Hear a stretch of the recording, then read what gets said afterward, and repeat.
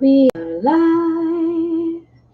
Bonjour, whatever. Hello, America. Greetings, New York. And welcome, Earthlings. I am Victoria Wilder, author of Lullaby of the Lilitu, this beautiful novel that I'll be reading with you today, as well as one of the stories in this collective, Voices of Christmas, and all of the poems in this little beauty, Vladimir Songs of My Soul. Hopefully, you guys are seeing this in the way it's supposed to be showing, because on my screen it is backwards. I am back to read more of Lullaby of the Lilitu to you guys. The last time I read, I think, was in April, maybe.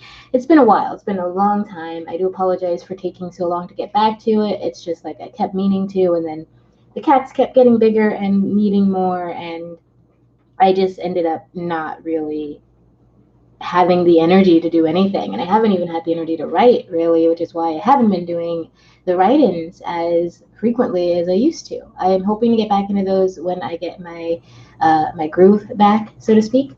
But until then, I will be reading just whenever. And yes, I did just wake up literally less than an hour ago, and I do know it's almost 2 p.m. where I live.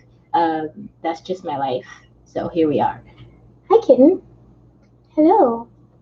I have a baby kitten on my lap. That's good stuff.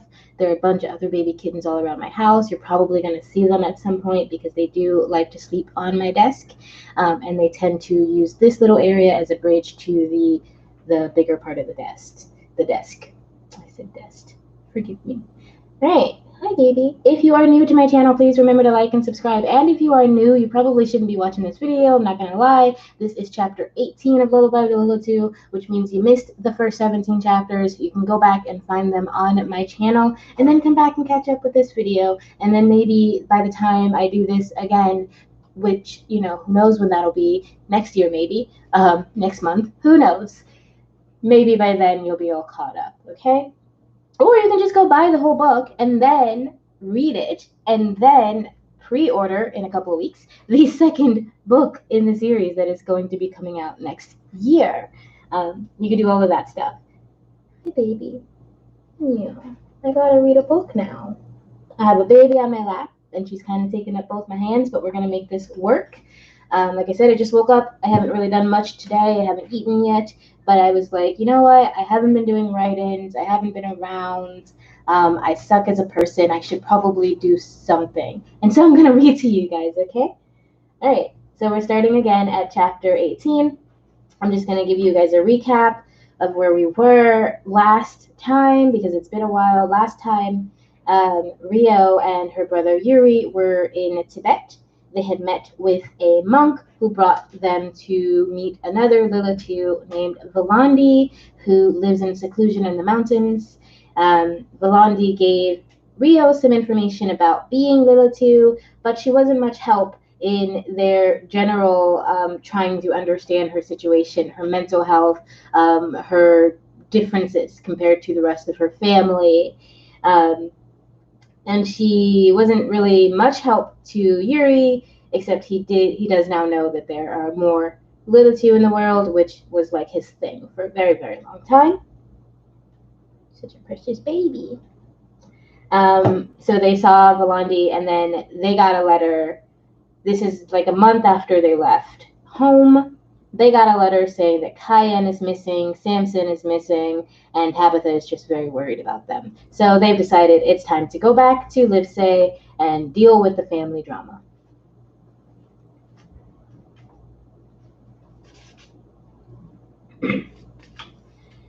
September 13th, 2034.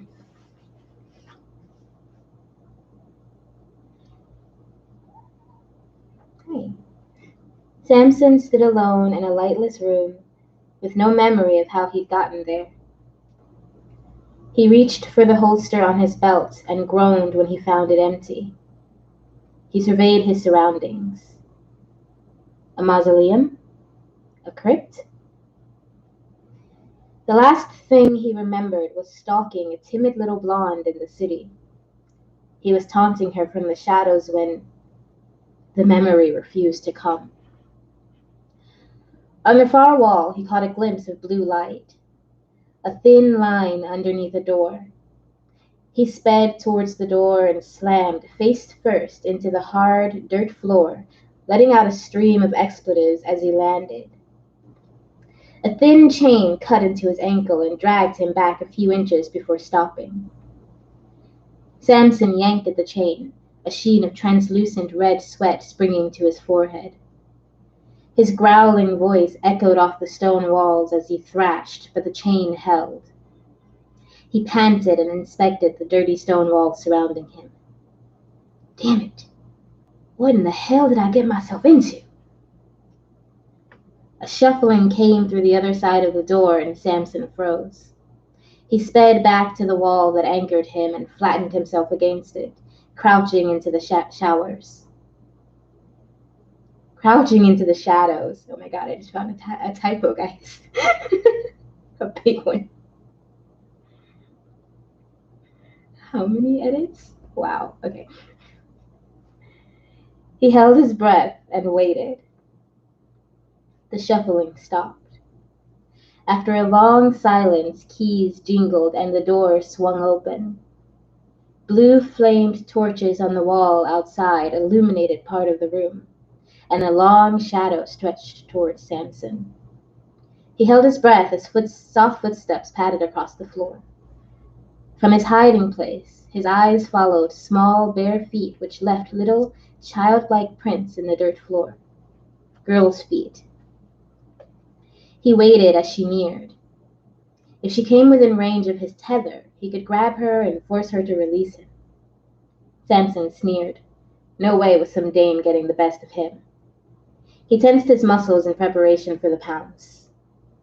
She walked closer than he'd expected. Samson inhaled. She smelled like a cellar deep within the earth, untouched save for dirt and insects. He pressed himself harder against the wall, certain she'd see him at any moment. In a room this sparse, he couldn't quite disappear. Still, he remained frozen. Samson was a hunter. Any good hunter knew to wait to strike at the perfect moment. He watched his prey, a young, yellow-haired girl in a dusty, billowing white nightgown. She couldn't be older than 17, though she stood almost 6 feet. She stopped and turned towards the door. This was his moment. He sprang forward, arms outstretched and fangs protruding. He reached for his prey and dropped straight to the ground. Pressure filled the room. Samson growled. This was no ordinary girl. She was Lilitu. Why didn't I sense her? She twirled around and her laughter pealed throughout the room like distant church bells. Her eyes flashed in the light of the torches as she knelt beside him. Naughty, naughty little Sammy, she sang, running a cold hand up his cheek. He struggled against the pressure, but managed no more than a pitiful wiggle. He flashed her his biggest smile. Did I hunt in your turf? Hey, I had no idea, baby doll. Release me and we'll talk it out, okay? His attempt at charm brought more musical laughter from the girl. He sighed and tried a different approach. Look, Missy, I don't know who you are, but I live with a powerful God, and he won't be too happy if I don't make it home. You ought to let me go. I'm saying this for your benefit. The girl stopped twirling and singing, and the pressure increased until Samson could no longer struggle against it.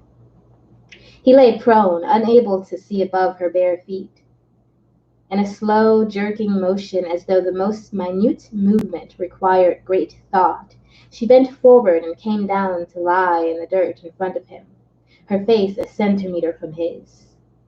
She looked into his eyes, and for the first time in his life, as human or Lilitu, Samson knew genuine fear. Sweat dripped down his nose onto the dirt floor. This girl is powerful, at least as powerful as Cayenne. Samson growled at the pale Lilitu. He's got to find me. Is that so? She sang her words and placed an icy hand on his cheek. Will Cayenne come for you? Small clouds of dust puffed in front of his face as he panted in rage. But he said nothing. Of course she'd heard his thoughts. He should have been more careful. Samson willed his racing heartbeat to slow. If she'd planned to kill him, she could have done it by now. Unless, like him, she enjoyed toying with her victims before feeding. He growled and roared like a captured animal. Get it together, boy. He took a deep breath and bit down, piercing his lip with the force of his bite. She terrified him in the same way that she fascinated him. Despite her having the body of a teenager, Samson saw eons in the girl's eyes. They glittered like diamonds in the blue torch light, and he briefly wondered why she didn't pull him into her gaze. The Lilitu laughed, a menacing twinkling of bells. She pushed to her feet, and Samson realized he was rising with her. The pressure lifted. They stood head to head, and he had the impulse to pounce. If he could somehow catch her off guard. But how will you break the chain? Your beloved Cayenne made it of graphene and silver. She twisted her face into an exaggerated pout. I'm afraid you're stuck. She turned and resumed her dancing and humming around the room, kicking up dirt with each animated step. What do you want? He growled. Explosive rage surged beneath his skin, pushing against him from inside, rioting to escape. The girl twirled as though she hadn't heard him. He ran at her again, and this time it was the chain that yanked him down, cutting into his ankle as it pulled him backwards, its other end disappearing into the wall behind him. The chain dragged him back a few more feet and stopped. He screamed, slamming his fist into the earth. She danced over to him and sat back on her heels. Down here again, are we? Do you wish to go into the earth, Sammy?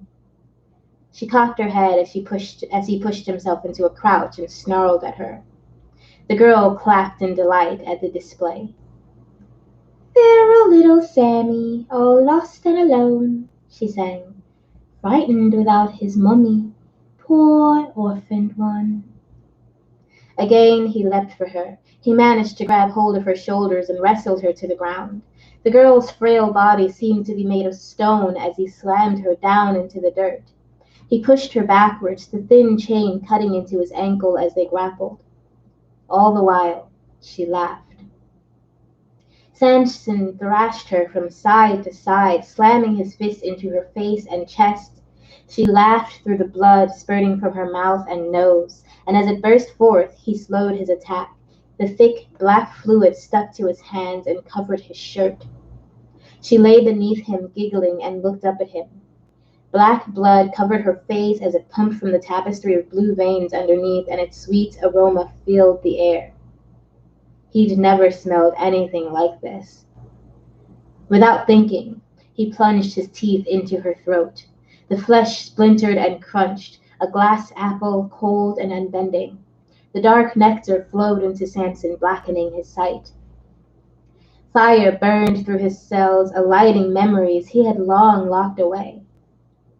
In her blood, Samson saw himself, just after he'd become Lilitu. He awakened, buried underground, dressed in his Sunday best, and still too weak to break through the walls of his wooden coffin. He'd screamed and scratched, but remained in the dark for days. The deeper the hunger grew, the weaker his mind, until the day everything went black. He had come to in his old farmhouse, covered in his own family's blood, with no memory of the events in between.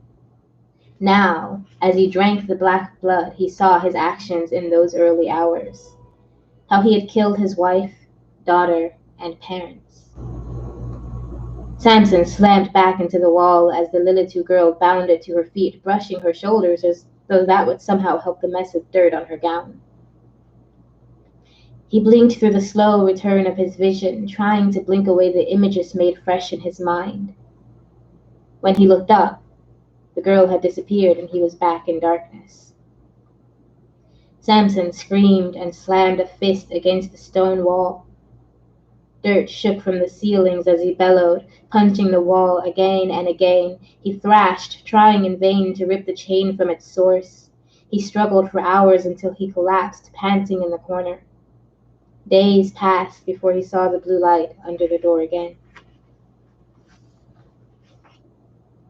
2. Oh, right. I forgot my chapter. So it's more than 18 chapters in so far, actually. So go watch those videos, guys. That's how much I know my own book. Great. Doing great. Early in the evening, blue lights flooded the tomb. 2 torches blinded Samson as they floated into the room, and shadowy figures placed them on the walls. His visitors hid their faces in the darkness and waited in the corner. He sniffed the stale air. The old dirt scent of the Lilitu girl mingled with that of a human. The human sweat filled the room with a flowering bouquet of terror. The 2 visitors stood still in the dark behind the torches, gargoyles haunting an abandoned dungeon. Samson crouched against the wall, making it clear he wouldn't attack again. The yellow-haired girl stepped into the glow of the torches. She gestured to the other, and a young mortal woman stepped forward. The woman wore nothing but iron shackles, which bound her wrists in front of her, and a blindfold. She walked to the center of the room. She seemed to be waiting. The Lilitu girl sped to Samson, sitting beside him against the wall. "I've brought you an offering, Sammy. She is your type, no?" Samson eyed the woman from head to toe, letting his letting his gaze linger on her exposed breast. He craved her, and would even have craved her if he weren't near to starving. With her long brown hair and thin, waifish physique, she was just the kind of woman he'd go for. He loved playing with women like her, bumping into them at a food truck or in a park, auditing classes at their university. He'd smile and flirt. All it took to make their hearts pound was a little attention. He courted them, sometimes revealing his immortality with woeful declarations of eternal love. "I could never hurt you," he'd claim, turning his head as he resisted the urge to feed.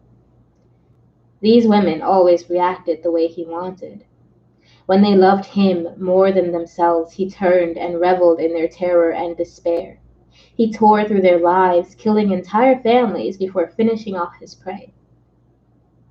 How long had this Lilitu been watching him that she knew that? He leapt for the woman, taking her down without a thought, letting the hunger have its way. Once sated, he lingered over the body, letting the aromas of blood and sweat wash out those of this dank chamber. He let his gaze travel the length of the naked body, savored the sweat of terror still sticky on the warm corpse. Wherever this Lilitu came from, she knew far more about him than he did her. Samson looked over to her, leaning against the wall, watching him. Sorry, got distracted by a kid. Samson looked over to see her leaning against the wall, watching him. "Alrighty, you've got my attention."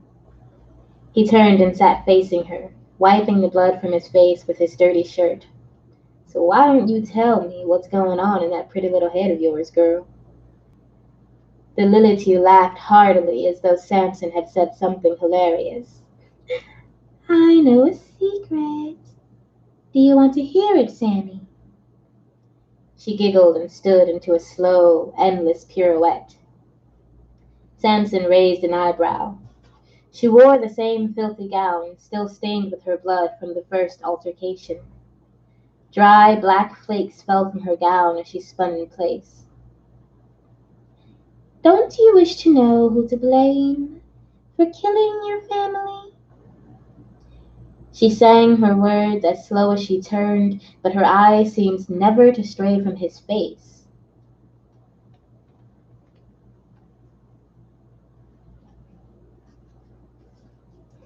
Samson looked away from the grotesque performance. Something about it turned his stomach. The girl laughed and stopped twirling in front of him. She wanted you, but he chased us away. So you were left to die and rise and feed on your own. How very sad for you, Sammy. She pouted at him, and Samson found something gross and exaggerated about the look.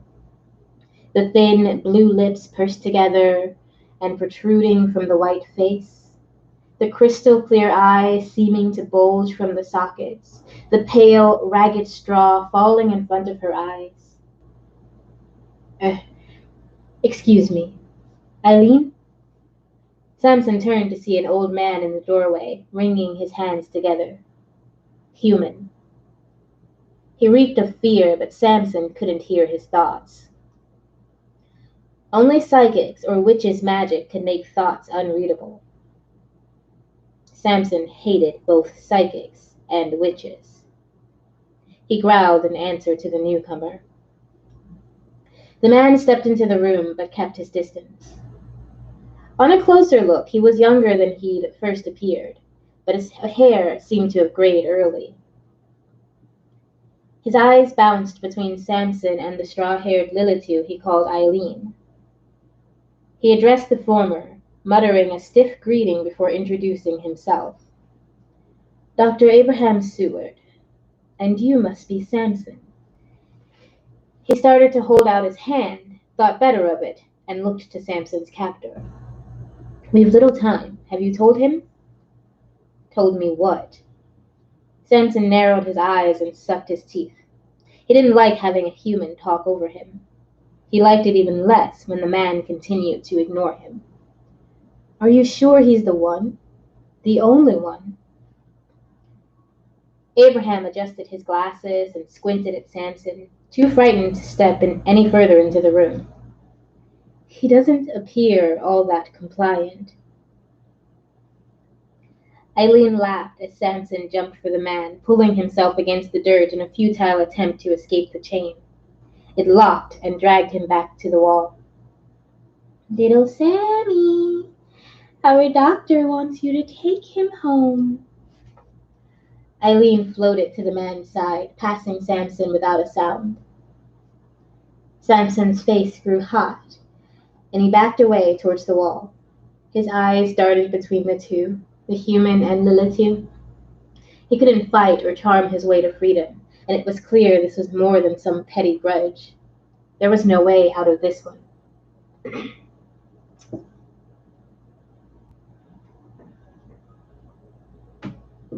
There was no way out of this one.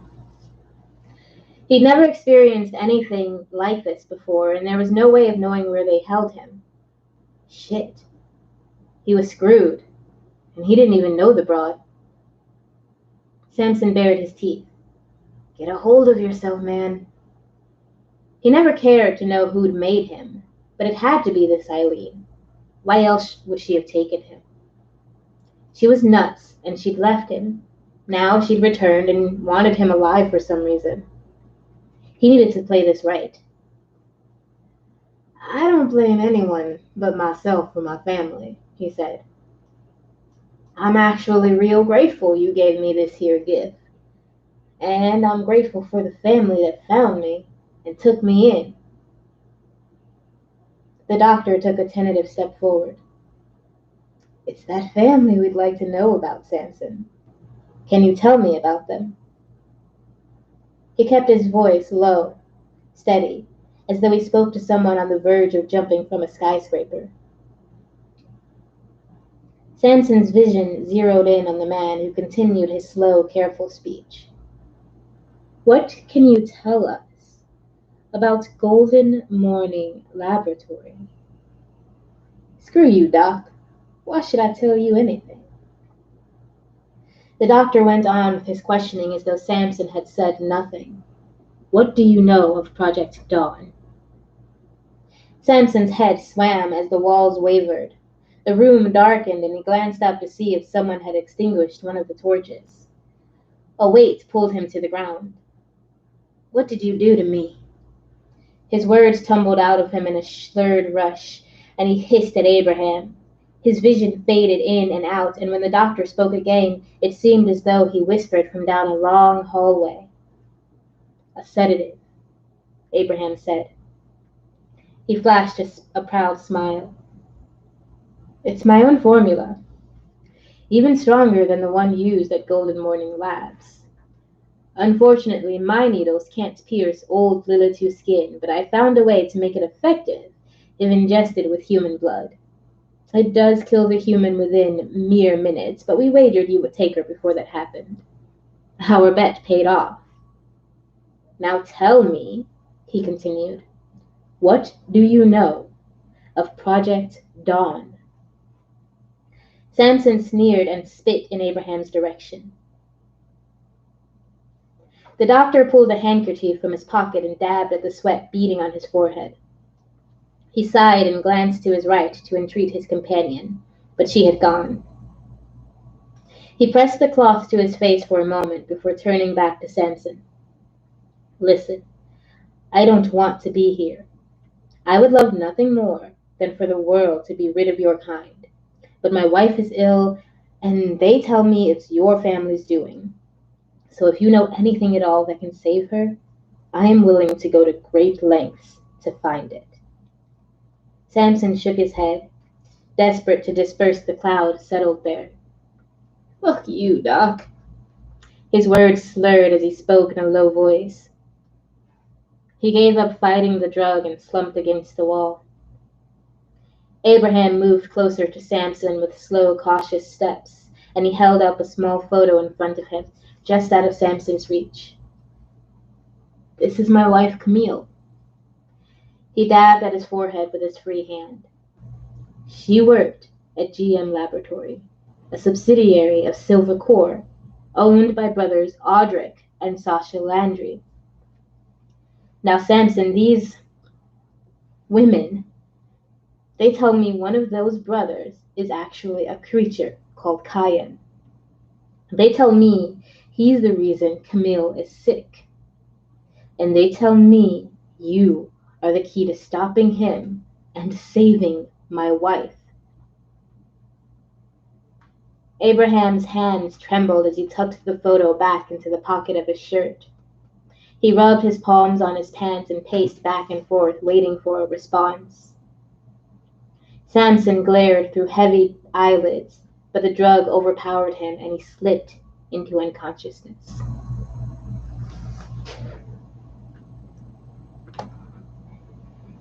"My child!"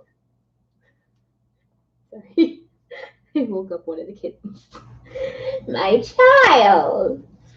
Samson shot upward at the raspy voice. Eileen stood in the arched doorway with another Lilitu girl who looked identical to her, but wilder. The wild Lilitu sunk to the ground and crawled toward Samson on her hands and toes. She grinned at him and pawed at his face with a cold, filthy hand. Eileen pranced into the room behind her twin. "Grania has been dying to meet you," she sang. "And since you won't help us willingly, Mummy's gonna make you behave." She turned to the doctor. "Stay and watch if you'd like. I have to see to the mistress." Abraham shook his head, looking back and forth among the three beings, and wiped at the sweat around his neck. "I think I'll go tend to Camille at the hotel.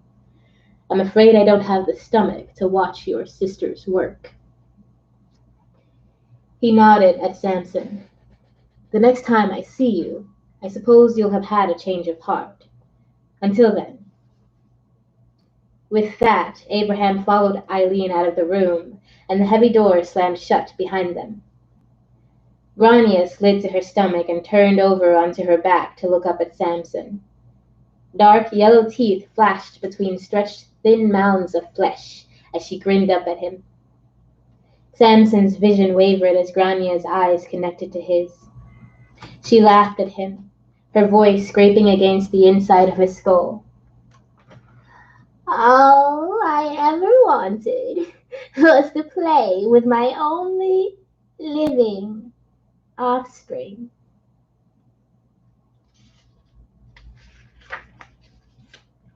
3. Samson attempted to crawl across the dirt floor, his nails scraping a trail as Grania dragged him back towards her. He coughed and spit up the blood filling his mouth. Grania flipped him over and threw her leg across his torso. She mounted herself on him and ripped his button shirt apart. Samson's body quaked. He squeezed his eyes shut, taking a sharp inhale as Grania's clawed nail pressed into his chest. Blood purled on his sweat-glistened skin. The wild older Lilitu slammed her claws into his chest, digging deep into the flesh, slicing bloody lines down to the waistband of his jeans. She threw her head back and cackled, a grating shriek to rival the scream coming from Samson. Samson held his breath as she came down to strike again. She slashed at him, sending blood flying across the room.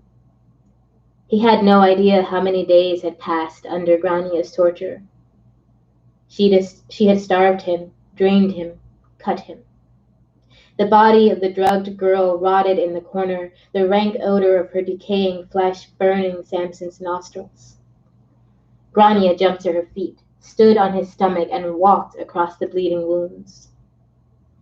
Shock tore through Samson, and he twisted, knocking Grania to the side. He roared, shaking the walls, and Grania laughed behind him. He turned over and stuffed chunks of blood-caked mud into his mouth, suckling for the briefest relief from the pain of starvation. Grania pounced onto his back. Her breath heated the back of his neck, and she licked the surface of his bald head. "Are you hungry, my child?"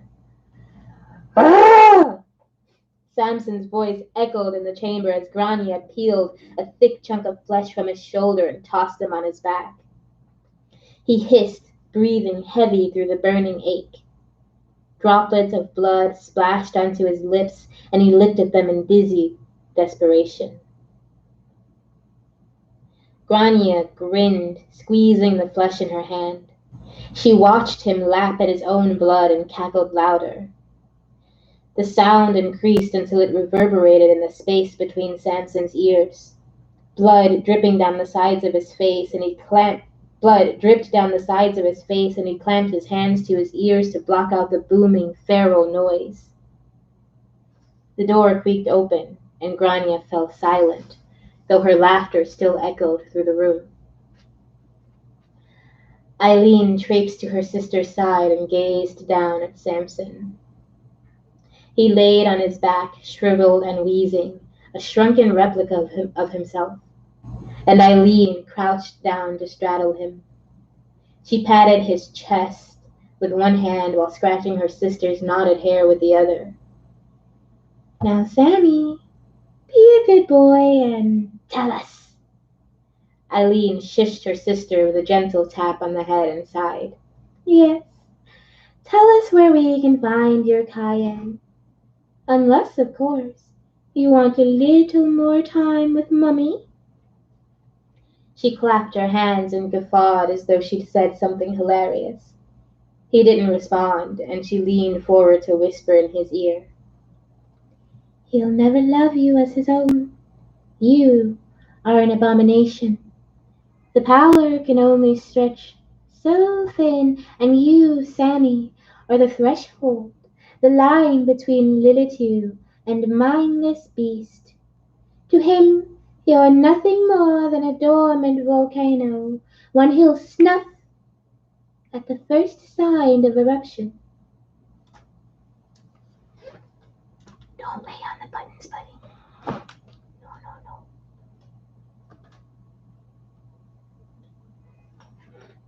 She licked the trail of blood flowing down his cheek.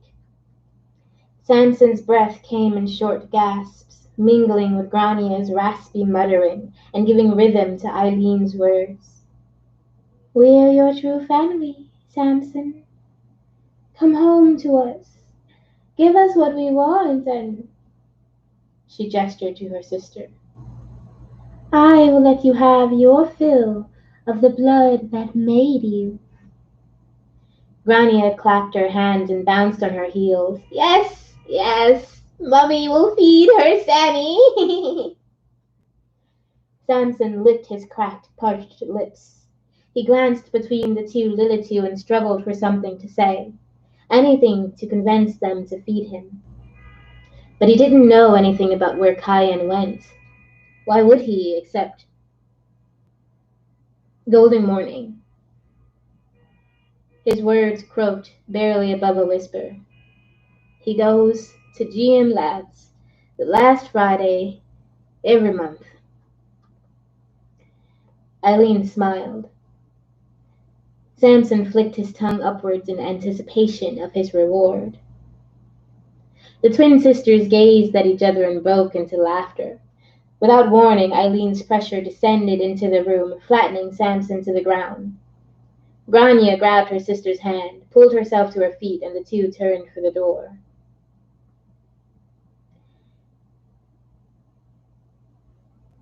That's not all we want, but it's a start. Samson's hand shot out and he grabbed Eileen's wrist. She raised her eyebrows and gazed at him, but said nothing. Tell me what you want, and I'll give you anything. I'll do anything. With those words, Grania slid down beside him. She pulled him into her arms, and Samson tore into her to drink away all traces of reality.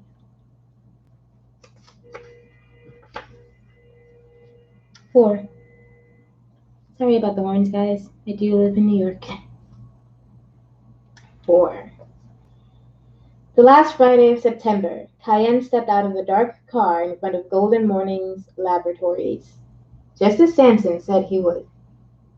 His dark, wavy hair hung loose, brushing the shoulders of his green velvet tailored suit.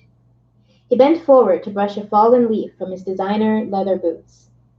That's when the first shot rang out, knocking Cayenne backwards against his car. Then another blasted into his chest. Two burly guards flanked him with their own weapons drawn, searching their surroundings for the shooter. Buckshot riddled Cayenne's chest, and he roared into the night in a preternatural bellow that shook the birds from their trees. Well, hey there, brother. Did you miss me? Samson cocked the 14-gauge shotgun and fired another shot, this time taking down one of the guards.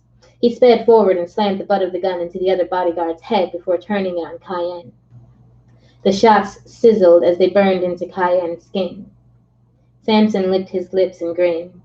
Lace the shots with silver. It won't kill you, but it stings like a horsehoof to the boys. He winked. Slows you down, too.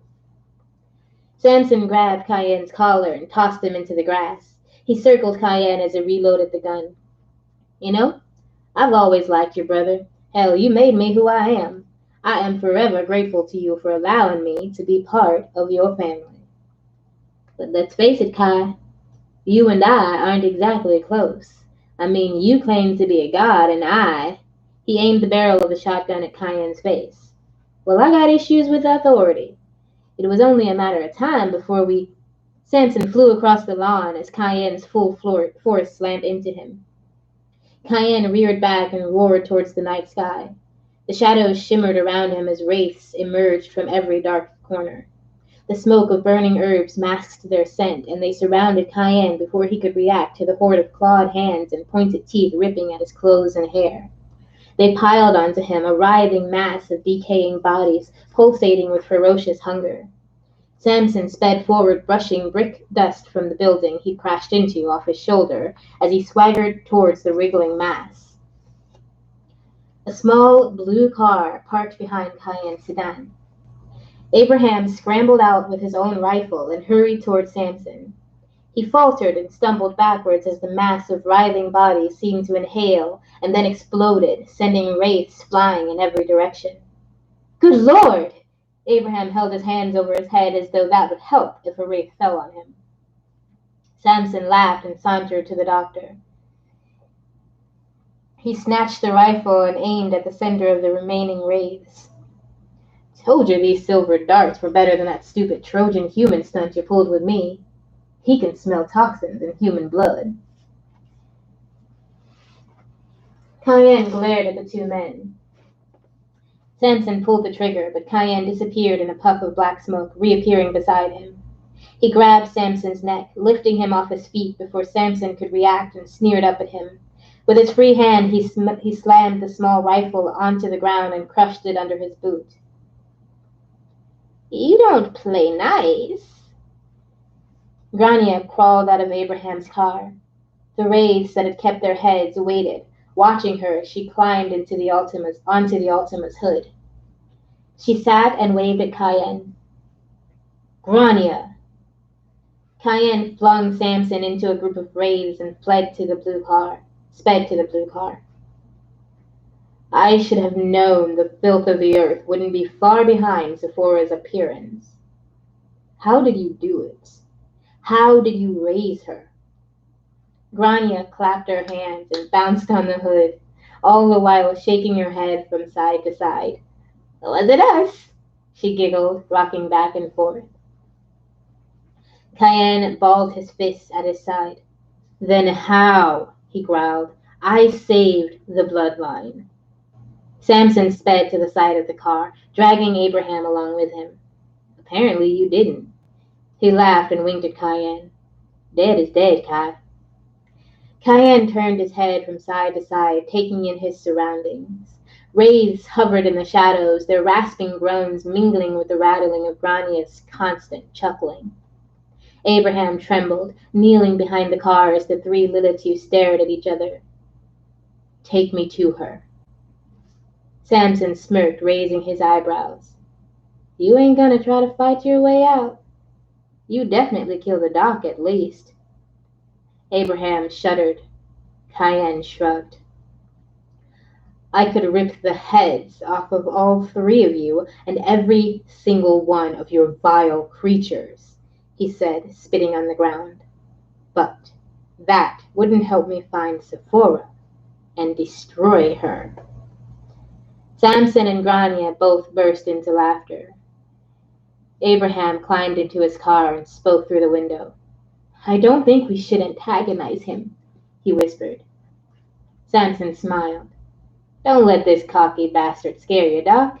Even if he killed us, he couldn't destroy her." Abraham clutched the steering wheel and looked between Samson and Cayenne. They sized one another up, but neither Lilitu said a word. Minutes passed before Cayenne relaxed his clenched fist. He addressed Grania when he spoke. "You and I will take my car. I'll follow Samson and your servant." Grania tilted her head to one side and then the other. She smiled and clapped her hands as she slid to the ground.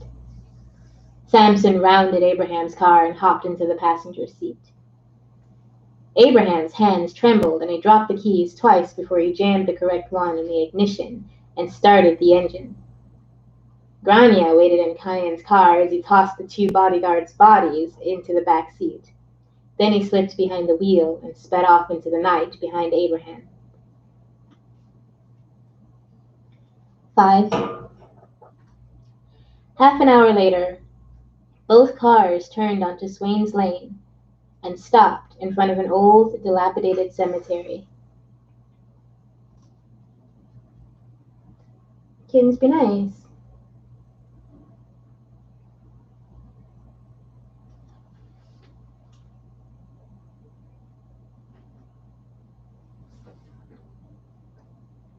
Samson led the way west through a crumbling structure and down a circling path. They passed a looming wild cedar and followed the path down into an old series of catacombs. Recognition flashed across Cayenne's face. No one had mentioned the event at Highgate in decades. The family, along with the rest of London, had collectively decided to let it slip into oblivion. Samson knew what Cayenne felt. He'd experienced the same reaction when he'd found out they held him under Highgate Cemetery. The cemetery had been shut down since the 1970s, after Mia suffered an emotional break and terrorized the city. Cayenne and Victor cleaned up the mess, and Samson brought her in, but her break had sent the media into a frenzy. 20 people had disappeared under what the humans called mysterious circumstances. Cayenne had incinerated the bodies in the manor's basement and locked Mia in the vault for a few months. He forbade the family from speaking of it ever again. Now they strolled through the old burial grounds in silence, through twisting tunnels underground, until they came to an ornate stone door. Samson went forward into a dark hall lit by a single torch. Cayenne inhaled and pointed at the torch. Blue flame on a sulphur torch. How? Grania laughed. Our master! She clapped her hands but said nothing more. Samson chimed. Samson chimed in. Sorry, guys. She picked up a few tricks from that hell dimension you sent her to, Kai. You'd be surprised what the old gal can do. He winked and opened another set of doors into a small chamber. In a ragged armchair, at the back of the chamber, a tiny, withered figure curled into itself. Limp, red strands hung like heavy strings atop a skull plastered in tight, leathery gray flesh. Eileen stood beside the figure. She draped a ratty blanket over her master's shoulders, yet Sephora still trembled like a small animal. Cayenne's eyes grew wide and he ran to her, falling to his knees and holding her small, frail hands in his own.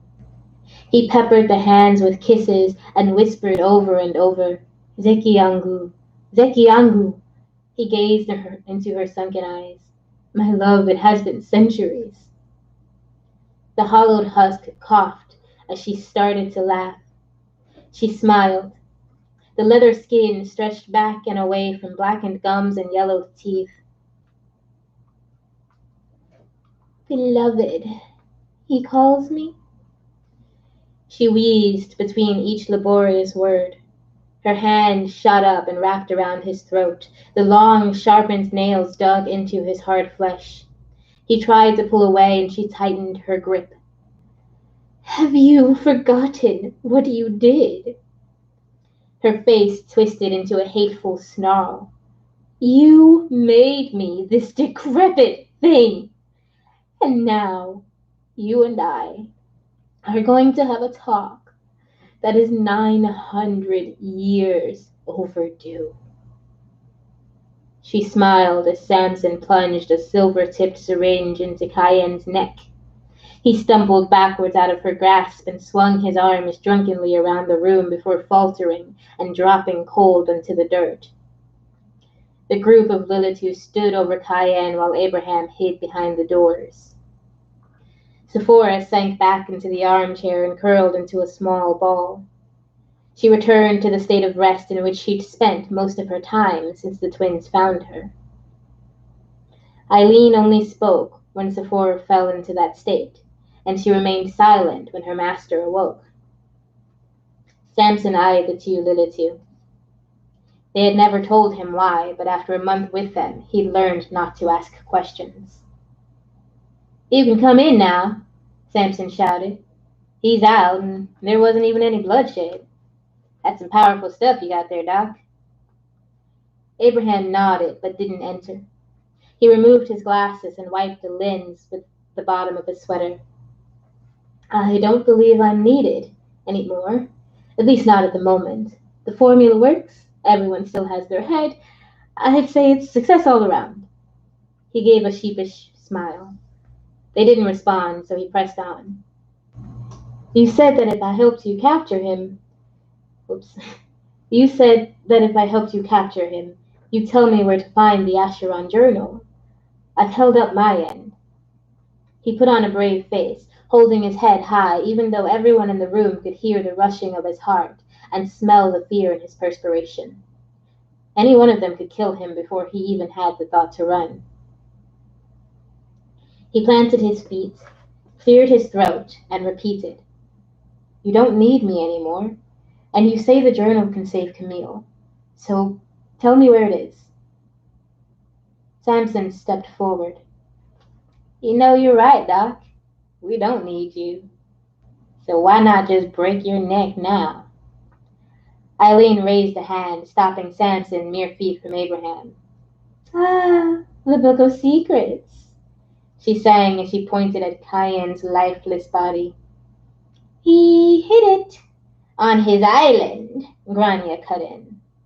She'd been crouched in the corner, letting spiders crawl all over her arms. She slithered towards her sister and draped herself on the arm of Sephora's chair. That's all we know, Eileen continued. The island is shielded from us, which is magic, yes? Eileen nodded at her sister like a patient schoolteacher would an exuberant child. She gestured towards Samson. Take the doctor home, Sammy. Don't let him get caught. We might need him again. Samson scowled but didn't argue. He strolled past Abraham, turning to meet his gaze, and patted his own head. Let's go, Doc. I gotta get me a new hat for the road. It's a terrible accent. I'm sorry, guys. Abraham stepped back. I need a few days to prepare. Eileen sneered. Fine. She grinned and knelt in front of Cayenne's unconscious body. We're going to chain him up. Why don't you stay and watch the fun? Alright, that is the end of whatever part that was. 7, 8, who knows? At this point, I didn't go back and check because I am not a professional here. I'm also not a professional voice actor, just in case anyone was wondering. If you're watching this now or in the future, this is just me reading my own book, and I will someday have someone professional and talented do the audiobook, and preferably a version that has been updated with some edits, because as I've been reading this, I have been finding some typos that both I and the editor who I paid to do her job, who I've talked about on this channel, missed. There's a lot she missed, not gonna lie. But hopefully someday you guys will have a professional audio version that doesn't sound like an idiot read it, which is what you're getting now, and I hope you're enjoying it. I'll be back to read this again. If not in the next couple of days, then I'll try to make sure I do this at least once a week until the end. And if you are impatient, like I said, go buy my book. In fact, patient or not, go buy my book, because that will help me out a ton. Also, you can join me on Patreon. Also will help me out a ton if you check out my website, www.vwilderathome.com, all one word, no spaces, no caps, nothing fancy. Go check that out. Sorry, guys. Go check that out. Find me on Patreon. Support the heck out of me, because I got nothing at this very moment, and the world is changing, and I need some support and some love and some sanity, because I've been outside twice since March, and I think I'm losing my mind. Okay? Okay. I love you all. Take care. Have a beautiful day. Goodbye. I'm going to eat some breakfast. Goodbye.